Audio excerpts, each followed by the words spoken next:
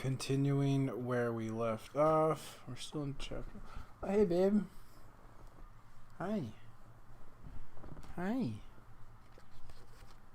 I was just about to read to the people. Do you have anything you want to tell them? You can say it in the mic, baby. Good boy. Oh, good boy. You're so nice. Hi.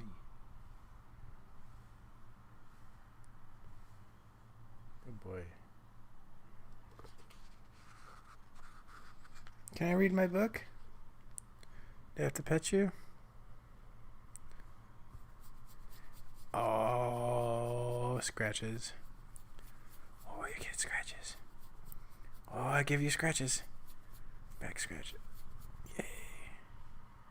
Good boy. Hey. Hey. You're so nice to me. That's nice.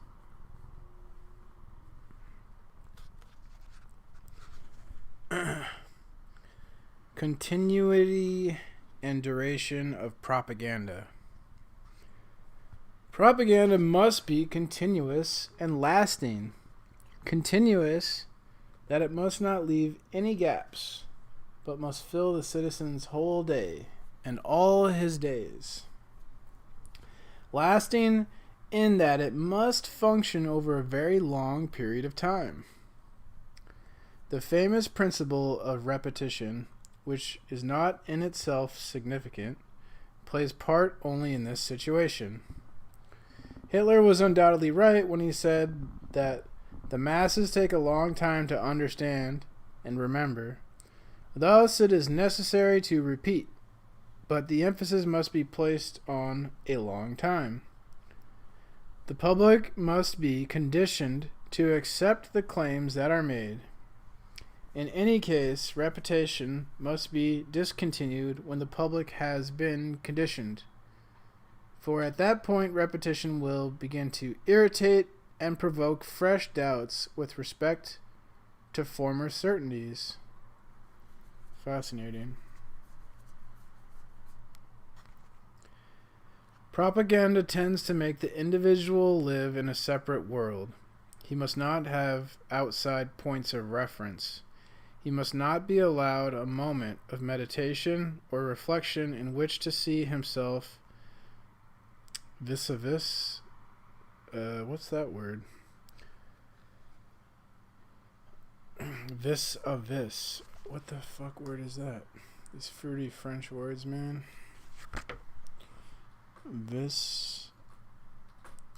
Vis. I'm probably pronouncing that wrong. Like praise or some shit. Repetition without regard. Vis-a-vis. Vis-a-vis. Yeah. I pronounced it wrong. Okay. He must not be allowed a moment of reflection, of meditation or reflection in which to see himself vis-a-vis the propagandist. As happens when the propaganda is not continuous. Oh, in relation with regard to is what vis-a-vis. So, which to see himself in relation with the propagandist. At that moment, the individual emerges from the grip of propaganda. Instead, successful propaganda will occupy every moment of the individual's life. Through posters and loudspeakers, when he is out walking, through radio and newspapers at home, through meetings and movies in the evening. The individual must not be allowed to recover, to collect himself, to remain untouched by propaganda during any relatively long period, for propaganda is not the touch of the magic wand. The individual must not be allowed to recover, to collect himself, to remain untouched by propaganda during any relatively long period, for propaganda is not the touch of the magic wand. It is based on slow, constant impregnation It creates convictions and compliance through imperceptible influences that are effective only by continuous repetition. It must create a complete environment for the individual, one from which he never emerges, and to prevent him from finding external points of reference. It protects him by censoring everything that might come in from the outside. The slow building up of reflexes and myths, of psychological environment and prejudices, requires propaganda of very long duration. Propaganda is not a stimulus that disappears quickly. It consists of successive impulses and It consists of successive impulses and shocks aimed at various feelings or thoughts by means of the many instruments previously mentioned. A relay system is thus established. Propaganda is a continuous action without failure or interruption. As soon as the effect of one impulse is weakened, it is renewed by another. At no point does it fail to subject its recipient to its influence. As soon as one effect wears off, it is followed by a new shock. Continuous propaganda exceeds the individual's capacities for attention or adaptation, and thus his capabilities of resistance. This trait of continuity explains why propaganda can indulge sudden twists and turns. The propagandist does not necessarily have to worry about coherence and unity in his claims. Claims can be varied and even contradictory, depending on the setting. For example, Goebbels promised an increase in the price of grain in the country and at the same time a decrease in the price of bread in the city. On the occasion, for example, Hitler's propaganda against democracy in 1936 and for democracy in 1943. It is always surprising that the content of propaganda can be so inconsistent that it can approve today what it condemned yesterday. That's fucking true. Antonio Miato considers this changeability of propaganda an indication of its nature. Actually, it's only an indication of the grip it exerts of the reality of its effects. We must not think that a man ceases to follow the line when there is a sharp turn. He continues to follow it because he is caught up in the system. Of course, he notices the change that has taken place, and he is surprised. He may even be tempted to resist, as the communists were at the time of the German-Soviet Pact. But will he then engage in a sustained effort to resist propaganda? Will he disavow his past actions? Will he break with the environment in which his propaganda is active? Will he stop reading a particular newspaper? Such breaks are too painful. Faced with them, the individual, feeling that the change in line is not an attack on his real self, prefers to retain his habits.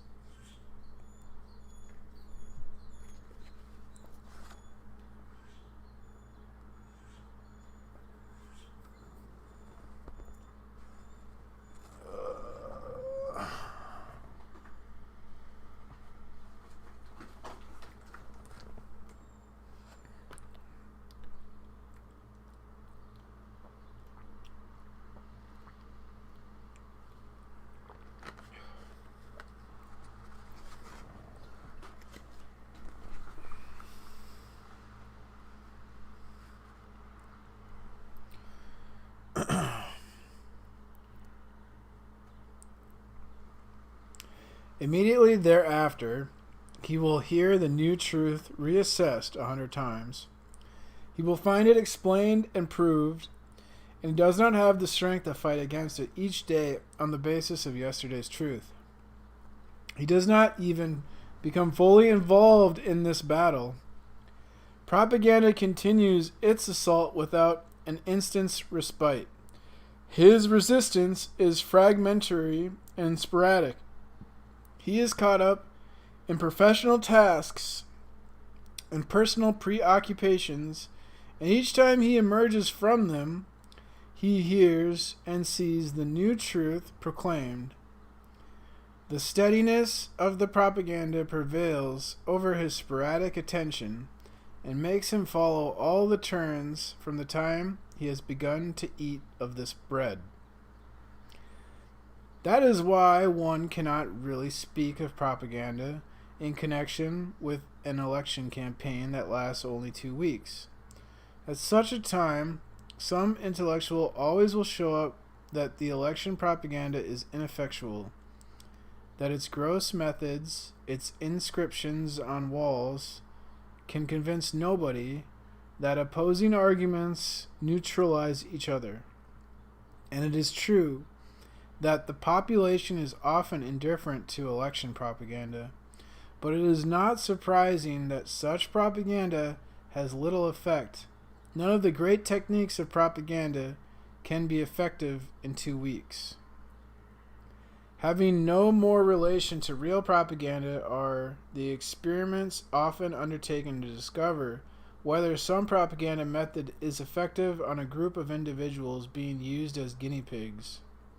Such experiments are basically V-shaded? What the fuck? We're learning words. V-shaded.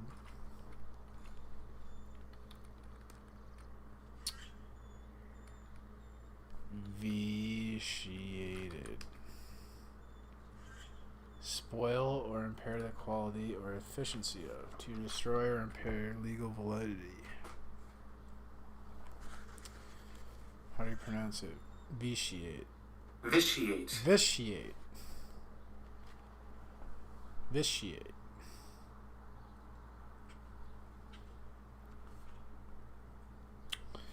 I lost my place. Look for the word vitiate.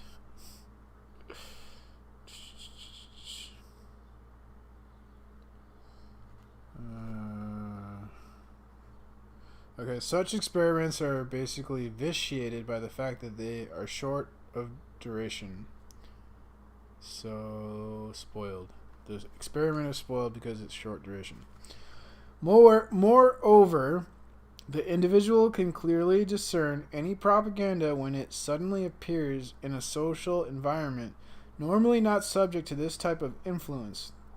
If one isolated item of propaganda or one campaign appears without a massive effort, the contrast is so strong that the individual can recognize it clearly as propaganda and begin to be wary. That is precisely what happens in an election campaign. The individual can defend himself when left to himself in his everyday situation. This is why it is fatal to the effectiveness of propaganda to proceed in spurts, with big noisy campaigns separated by long gaps. In such circumstances, the individual will always find his bearings again. He will know how to distinguish propaganda from the rest of what the press carries in normal times. Moreover, the more intense the propaganda campaign, the more alert he will become, comparing the sudden intensity with the great calm that reigned before. What is needed then is continuous agitation produced artificially even when nothing in the events of the day justifies or arouses excitement. Therefore, continuing propaganda must slowly create a climate first and then prevent the individual from noticing a particular propaganda operation in contrast to ordinary daily events. Organization of propaganda.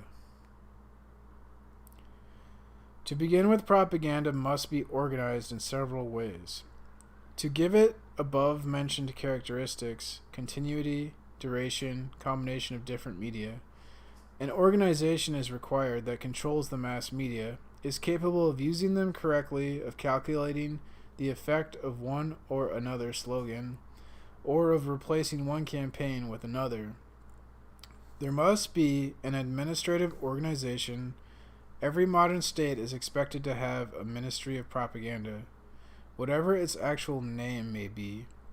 Just as technicians are needed to make films and radio broadcasts, someone needs technicians of influence, sociologists and psychologists. But this indispensable administrative organization is not what we are speaking of here. What we mean is that propaganda is always institutionalized to the extent of the existence of an apparent or a apparat, in the German sense of the term, a machine. It is tied to realities. A great error which interferes with propaganda analysis is to believe that propaganda is solely a psychological affair, a manipulation of symbols and abstract influence on opinions. A large number of American studies on propaganda are not valid for that reason. These studies are concerned only with means of psychological influence and regard only such means as propaganda, whereas all great modern practitioners of propaganda have rigorously tied together psychological and physical action as inseparable elements. No propaganda is possible unless psychological influences rest on reality, and the recruiting of individuals into cadres or movements goes hand in hand with psychological manipulation. Obviously, propaganda directed at the enemy succeeds when it is coupled with victories. German propaganda in France during the occupation failed because of the presence in France of German soldiers. Thus, the more victories, the more necessary propaganda becomes, said Goebbels.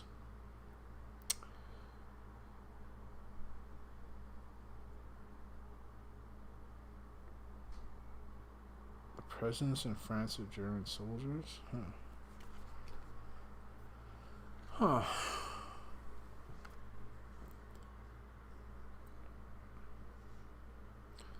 As long as no physical influence is exerted by an organization on the individual, there is no propaganda.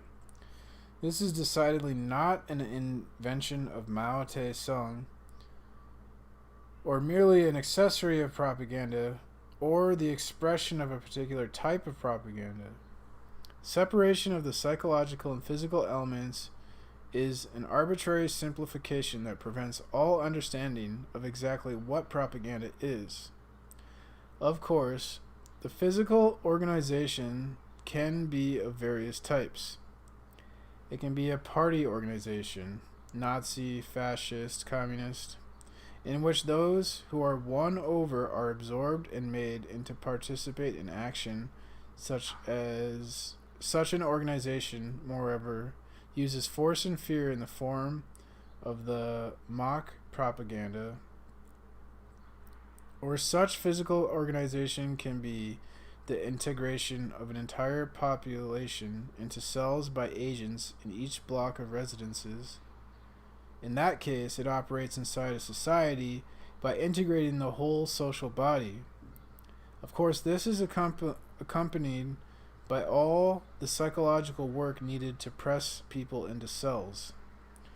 Or an effective transformation can be made in the economic, political, or social domain. We know that the propagandist is also a psychological consultant to governments. He indicates what measures should or should not be taken to facilitate certain psychological manipulations. It is too often believed that propaganda serves the purpose of sugarcoating bitter pills, of making people accept policies they would not accept spontaneously. But in most cases, propaganda seeks to point out courses of action desirable in themselves, such as helpful reforms. Propaganda then becomes this mixture of the actual satisfaction given to the people by the reforms and subsequent exploitation of that satisfaction. That's brilliant. What are you doing? That's ruining. That's being mean. Why you do that? You do that. Oh. Oh my goodness. Oh my goodness, baby. I'm reading a book. Vitiate. He stood on the mouse to make it say that. You made the computer talk. You did that. Did you know that? You did that. Good boy. You used a computer, baby. Hey. That's pretty cool. Huh? Yeah.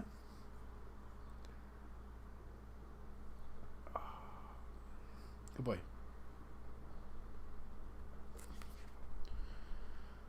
I lost my place.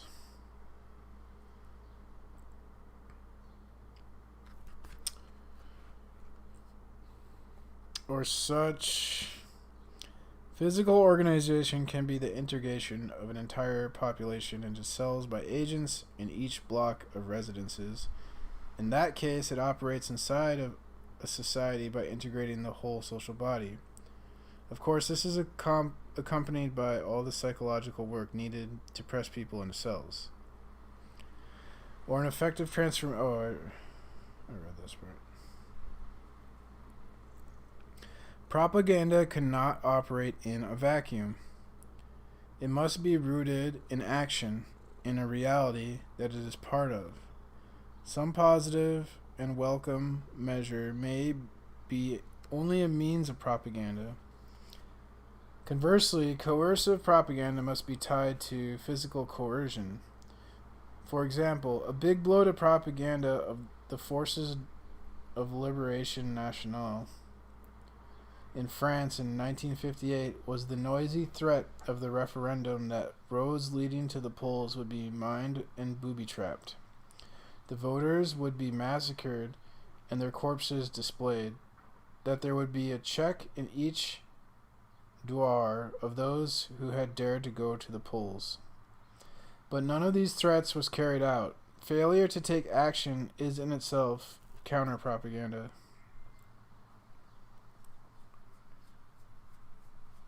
Interesting.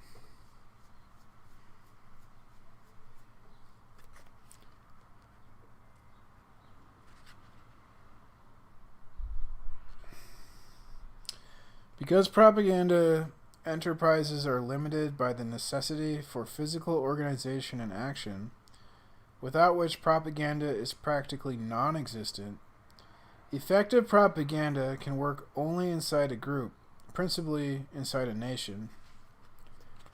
Propaganda outside the group toward other nations, for example, or toward an enemy is necessarily weak. The principal reason for this, undoubtedly, the absence of physical organization and of encirclement of the individual. One cannot reach another nation except by way of symbols, through press or radio. And even then, only in sporadic fashion. Such an effort may at best raise some doubts, plant some sense of ambiguity, make people ask themselves questions, influence them by suggestion. In case of war, the enemy will not be demoralized by such abstract propaganda unless he is at the same time beaten by armies and pounded by bombers. We can hardly expect great results from a simple dissemination of words unless we prepare for it by education, pre-propaganda, and sustain it by organization and action. This points up a major difference between communist and Western countries. Western countries conduct their propaganda against Soviet nations solely by psychological means, with the propaganda clearly emanating from a base situated in the democratic countries themselves. Nevertheless, the Soviet Union's concern with this form of purely psychological propaganda confirms its effectiveness. By contrast, the Soviet Union makes very little propaganda itself. It does not seek to reach Western peoples by its radio. It confines its propaganda to organizations in the form of national communist parties inside the national boundaries of the people to be propagandized.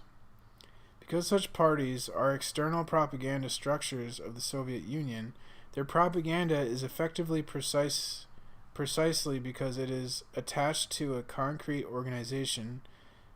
Their propaganda is effective precisely because it is attached to a concrete organization capable of encirclement and continuity. One should note here the tremendous counter-propagandistic effect that ensued when the United States, after all the promises by the Voice of America, failed to come to the aid of Hungary during the 1956 rebellion. To be sure, it was hardly possible for the Americans to come to the aid of the Hungarians.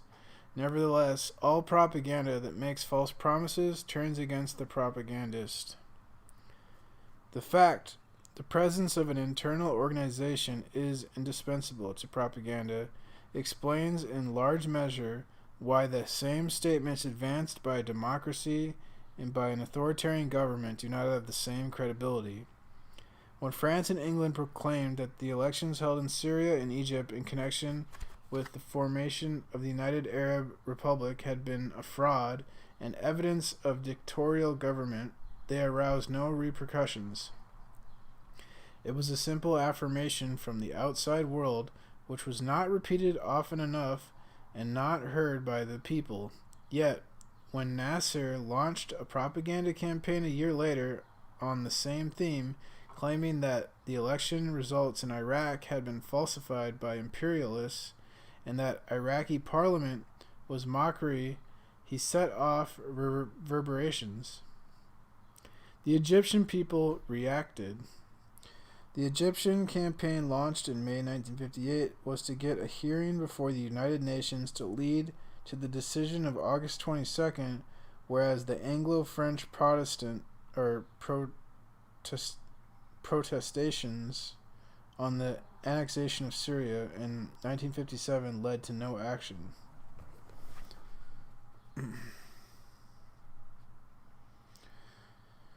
The Iraqi people followed suit. The Egyptian people reacted, the Iraqi people followed suit, and international opinion was troubled. Thus, the propaganda apparatus moves the people to action, and the popular movement adds weight to the argument abroad. Propaganda then is no longer mere words, it incites an enormous demonstration by the masses and thus becomes a fact, which gives strength to the words outside the frontiers. So Black Lives Matter doing their fucking riots. Propaganda must be combined with an organization, a physical organization. It has to be physical and psychological. So they have to do the Black Lives Matter riot shit, or else the propaganda isn't as effective because it's just empty words.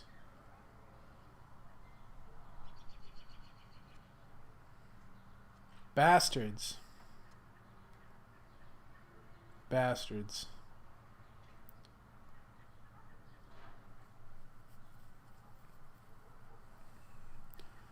Okay.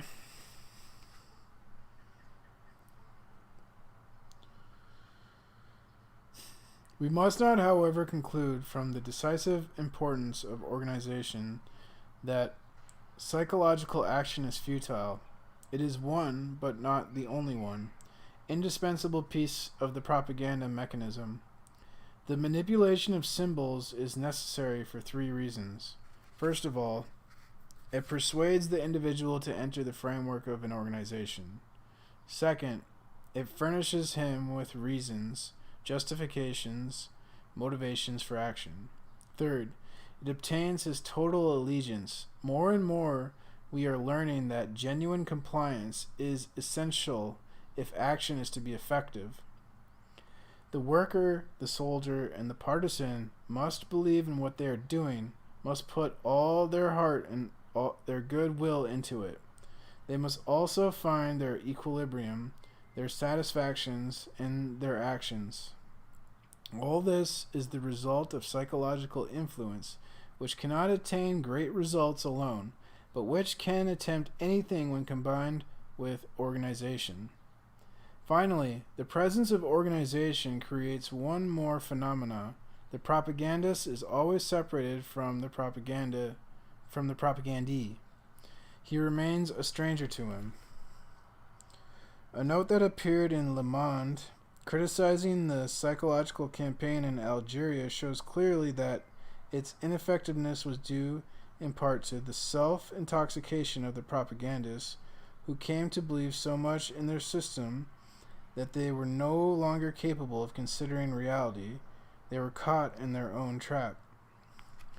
Even in the actual contact of human relations, at meetings and door-to-door visits, the propagandist is on a different order. He is nothing else and nothing more than the representative of the organization, or rather, a delegated fraction of it. He remains a manipulator. In the shadow of the machine, he knows why he speaks certain words and what effect they should have. His words are no longer human words, but technically calculated words.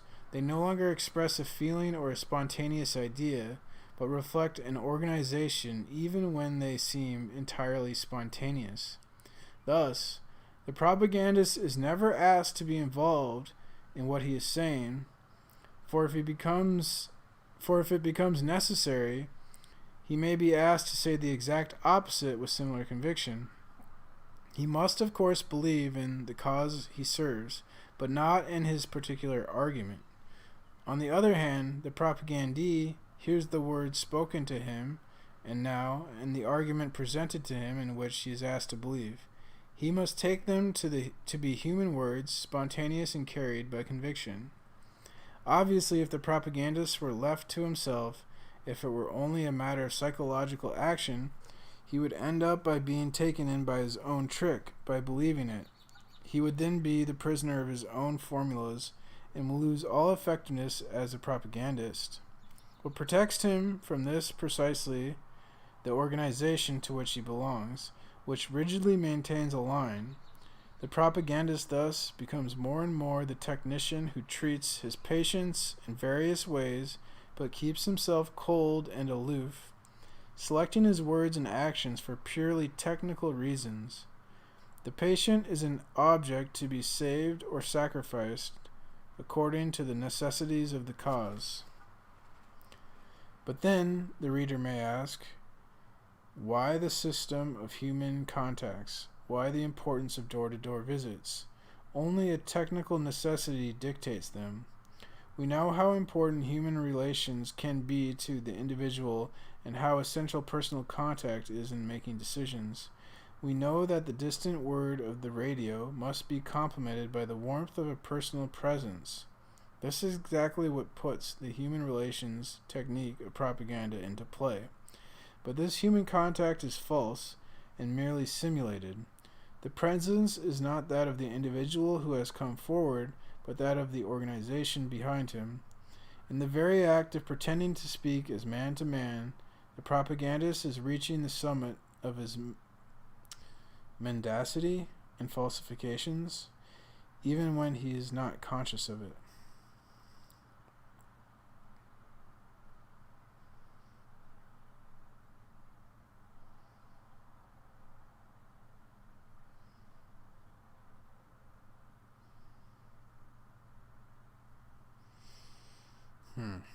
Weird. I think that's a good spot to